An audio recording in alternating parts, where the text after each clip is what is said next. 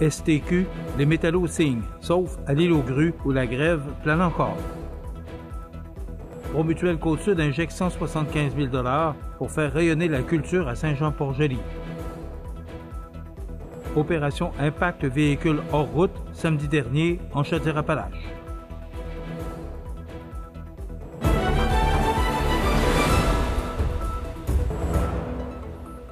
Mercredi 25 juin 2025. Bonjour mesdames et messieurs et bienvenue à votre bulletin d'information sur le réseau de télévision CMA TV.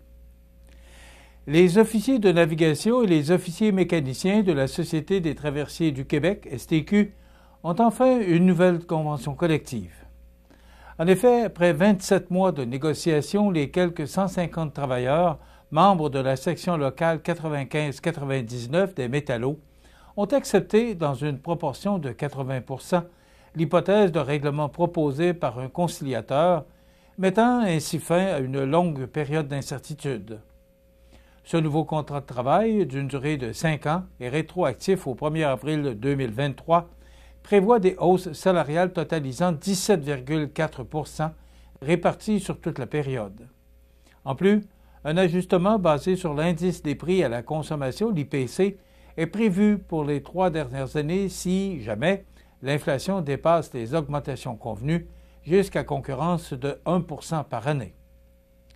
Dès la signature, les officiers auront aussi droit à des primes de rangement bonifiées, dont 3 % du salaire pour les employés de la catégorie 13 et moins et 4,5 % pour ceux de la catégorie 14 et plus.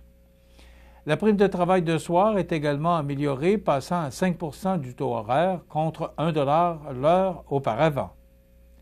Le représentant syndical Luc Laberge a salué l'aboutissement de ce long processus. Ces négociations de 27 mois ont été ardues, mais ce contrat constitue un compromis acceptable aux yeux des membres. En parallèle, avec les ententes conclues ailleurs dans le secteur public, d'autres avantages sont aussi au rendez-vous. Par exemple, la 5e semaine complète de vacances sera désormais accessible après 19 années de service, plutôt qu'après 25 ans. Certaines bonifications touchent aussi le régime de retraite. Malgré cette avancée, la situation est loin d'être réglée pour l'ensemble des employés de la Société des traversiers du Québec. 3 conventions collectives restent à négocier, notamment pour les syndiqués non brevetés des traverses de l'île aux Coudres et de Sorel, ainsi que pour les employés brevetés ou non de la traverse de l'île aux Grues. Le syndicat des métallos, par la voix de Michel Courcy, adjoint au directeur québécois, lance un avertissement clair. Les membres disposent encore d'un mandat de grève qui pourrait être exercé dès cet été si les négociations prévues en juillet n'aboutissent pas. C'est un gros nuage qui vient de se tasser, mais il en reste d'autres à l'horizon, a-t-il déclaré. Rappelons que le syndicat des métallos, affilié à la FTQ, représente plus de 60 000 travailleurs et travailleuses du secteur privé au Québec, issus de tous les domaines économiques. Promutuelle Assurance Côte-Sud confirme une fois de plus son engagement envers le développement régional en investissant massivement dans la culture à Saint-Jean-Port-Joli. En effet, l'entreprise annonce une contribution totale de 175 000 $ pour soutenir 2 initiatives culturelles majeures qui marqueront la saison 2025. D'abord, un montant de 150 000 $ est versé pour le projet de développement de l'espace culturel de Saint-Jean-Port-Joli. Cette initiative comprend la restructuration du musée de la sculpture et du domaine Médard-Bourgault, tout en offrant un nouvel accès au fleuve pour les citoyens et les visiteurs. Ce geste vise à préserver et mettre en valeur un important pan du patrimoine artistique et historique de la région. Promutuelle devient également partenaire diamant exclusif de la COFEC, la Corporation des fêtes, événements et patrimoine culturel de Saint-Jean-Port-Joli, en contribuant 25 000 $ supplémentaires. Cette somme servira à soutenir la réalisation d'événements phares tels que des festivals et spectacles qui animent la vie culturelle locale.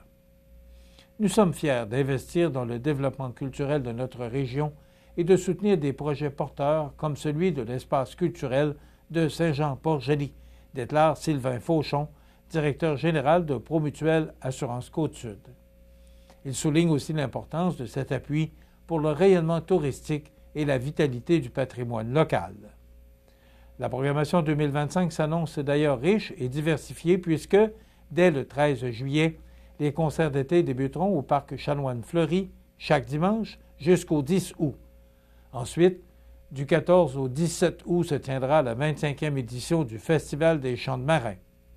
À l'automne, la 25e édition des Violons d'automne clôturera la saison culturelle avec des prestations de violonistes et artistes de renom. Opération Impact véhicule hors route, samedi dernier en Chaudière-Appalaches. Tous les détails après la pause. Le restaurant Pizzeria Porto Bellissimo, un incontournable à Saint-Jean-Port-Joli. Pizza débordante de garniture, menus variés et abordables. Délicieux desserts avec des produits de grande qualité des gâteries de l'Ami. Porto Bellissimo et les gâteries de l'Ami, route de l'église à Saint-Jean-Port-Joli. Transport A&C Bourgault, une entreprise familiale de transport à Sainte-Félicité, recherche camionneurs de véhicules lourds, longue distance, temps plein. Camion attitré, boni selon l'ancienneté, paye aide-honneur, 359-3284 ou sur notre page Facebook. Pour un nouveau look, découvrez la nouvelle collection printanière pour toute la famille chez Chaussures Pop aux Galeries Montmagny. Une équipe dynamique et un service personnalisé vous attendent chez Chaussures Pop aux Galeries Montmagny ou chaussurepop.com. Vous regardez CMA TV, le réseau de l'information sur la Côte-du-Sud. Le 21 juin dernier, les territoires des centres de services MRC de la Sûreté du Québec, Sainte-Marie et Saint-Georges ont effectué des opérations Impact VHR dans les MRC de Bellechasse, de Montmagny et des Aides-Chemins. Elles se sont majoritairement déroulées dans le secteur du Massif du Sud, endroit prisé par les amateurs de quad. Nos policiers ont pu compter sur la collaboration des agents provinciaux de la Fédération québécoise des clubs quad et des agents de surveillance de sentiers de l'escouade régionale de Chaudière-Appalaches. Voici d'ailleurs le compte-rendu des opérations. 147 interceptions quad, 38 interceptions d'autres véhicules tels que motocross, enduro, véhicules routiers, 23 constats en vertu de la loi sur les véhicules hors route, 11 autres constats, 31 avertissements, 4 expulsions des sentiers et une saisie de véhicules. La stratégie en sécurité des réseaux de transport 2021-2026, la vie humaine au cœur de nos actions, a pour objectif de diminuer le nombre de collisions mortelles et avec blessés graves sur les réseaux routiers et récréotouristiques. Des pistes d'action sont mises en œuvre dans chacun des axes distincts tels que partenariat, intervention, sensibilisation, technologie, évaluation ou, si vous préférez, piste par la Sûreté du Québec ainsi que ses partenaires afin de collaborer pour tendre vers un objectif commun, celui de rendre nos routes, nos sentiers et nos plans d'eau plus sécuritaires. La MRC de Montmagny, en collaboration avec ses partenaires, lance un tout nouveau circuit touristique et éducatif, la Route des Plumes. Ce parcours ornithologique, dévoilé récemment, propose aux passionnés d'oiseaux comme aux amoureux de la nature un itinéraire à travers 15 sites majeurs d'observation et 7 lieux écologiques d'une grande richesse biologique. Fruit d'un travail de collaboration entre la MRC de Montmagny, Tourisme Montmagny et les îles et le comité ZIP du sud de l'estuaire, ce projet met en valeur des endroits exceptionnels du territoire, comme la promenade des migrations à Montmagny, les battures de l'île aux Grues ou encore les sentiers du parc des Appalaches. Ces lieux permettent d'apercevoir une grande diversité d'espèces, y compris certaines menacées, comme le râle jaune, le martinet ramoneur ou encore le hibou des marais. Ce projet s'appuie sur des bases scientifiques solides. La sélection des sites a été réalisée à partir d'une analyse rigoureuse effectuée par Rosalie Daigle, étudiante à la maîtrise en biogéosciences de l'environnement à l'Université Laval. Plus de 200 heures ont été consacrées à documenter ces espèces à l'aide de données issues notamment de la plateforme eBird Québec. Le projet a été coordonné par Jean-Étienne Joubert, naturaliste et chargé de projet au comité ZIP du sud de l'estuaire. La Route des Plumes a bénéficié d'un investissement total de 106 831 $, dont 84 331 $ ont été versés par le Fonds Région et Ruralité, volet 2 de la MRC de Montmagny, et 20 000 $ par l'Université Laval.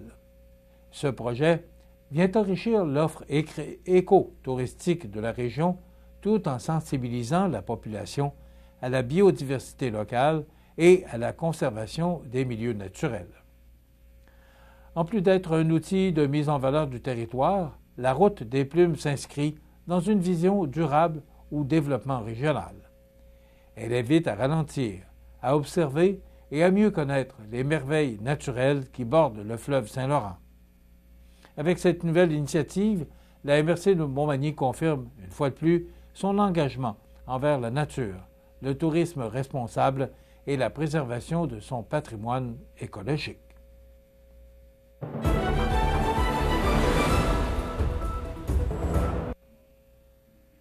Au sport, c'est dans le cadre du repêchage tenu le 15 juin dernier que l'Everest de la Côte-du-Sud a dévoilé une nouvelle importante pour sa saison 2025-2026.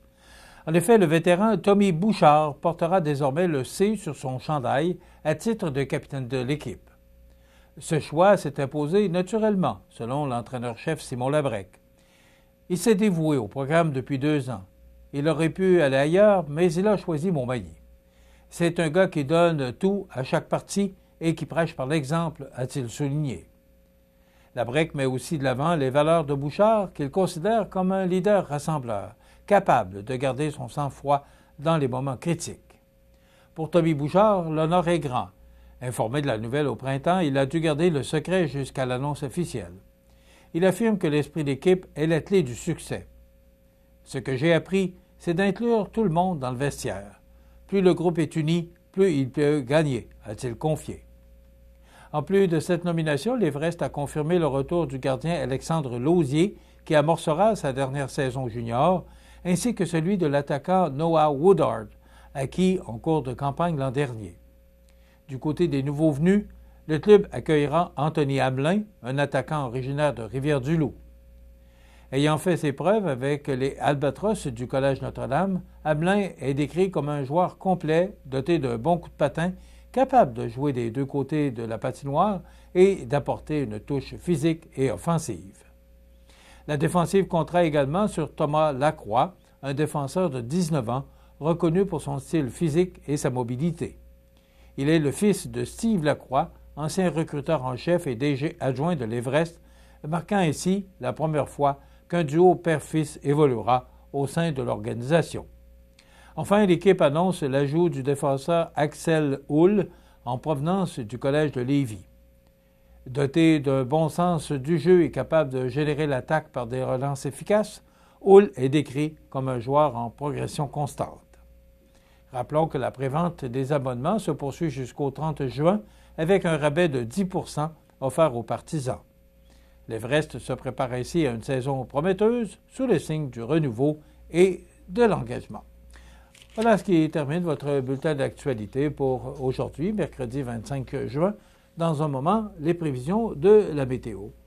Et le menu de cette émission pour aujourd'hui, on aura dans un moment les trouvailles d'Audrey qui se rendra chez Pando Eco et on recevra Mme Renée Grégoire qui est la présidente de la FADOC Montmagny. Voilà, ça complète. Je vous souhaite une excellente journée et une excellente émission à notre antenne.